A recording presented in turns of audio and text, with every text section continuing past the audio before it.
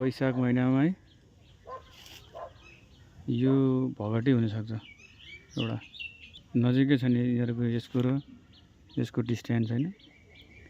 अनि पात त राम्रो छ। यो वैशाख महिना मजाले यस्तो चिल्लो पात हेर्दै हैन राम्रो लाग्ने फ्रेस हुने दिमाग पनि हराएको बेला ठ्याक्कै यो साउन वैशाख महिनाको यही कागती नै हो यो त। यता यो एउटा भयो यो ठुलै भयो घरबाट गेडाबाट सारेको तलपट्टि छ राम्रै भइरहेछ। यो भगटेको त पुरानो यसपछि पछिको सारेको अहिले चाहिँ पात चाहिँ यसपालि अलिकति राम्रो भएर आयो कि मोल नपुग्यो हुने हो कि के हो है। फल्ला कि भने कहिले नफल्ने कुरा भगटे चाहिँ ड्याडले सार्दिनु भएको यिनी ठुलो भएको छ। फल्ने बेला त भयो तर फले चाहिँ छैन। तिहारमा फल्ने त राम्रै हो।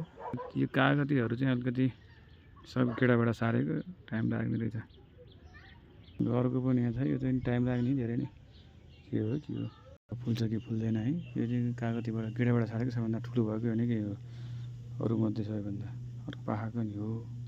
यहाँ चाहिँ पानीको पाइप नजिकै छ पानी पर्ने भयो माथिबाट परेवाको गोबर पनि भर्ने भयो होला चाँडै ठुलो भयो। अब फल्नको लागि के छ सबैभन्दा प्रोग्रेस देखेको चाहिँ यो कागतीमा हो मैले। यो उताको पवित्र आन्टीले दिनुभएको हो।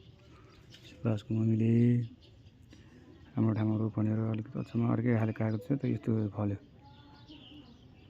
यसले चाहिँ हामीले यति खायो कि यसको कागती एउटाले एक हप्तासम्म लगभग पुनी यस्तो काम गर्छ। कागती निचोड्दा यत्रो ठुलो हुन्थ्यो अहिले त सानो छ यिनीहरू त। यो चाहिँ अचम्मै खाले छ यो गला कागती चाहिँ लहरो ड्याङ सार्दिनु पर्ला जस्तो तर पहाडमा सर्ने टाइम लाग्छ। चाँडै फल्ने दिँदैन टाइम लाग्ने यतिसम्म चाहिँ हुने चाहिँ राम्रोसँग स्याहार गरेको।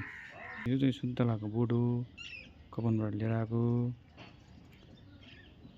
खै स्याहार गरेँ नस्याहार गरेँ उस्तै छ। यो त अलिकति बढ्नु त धेरै बढ्यो हो पहिलाको भन्दा है। यो पनि सुन्तलै हो फल्न त अब हेरौँ के छ कतिको फल्छ हौ।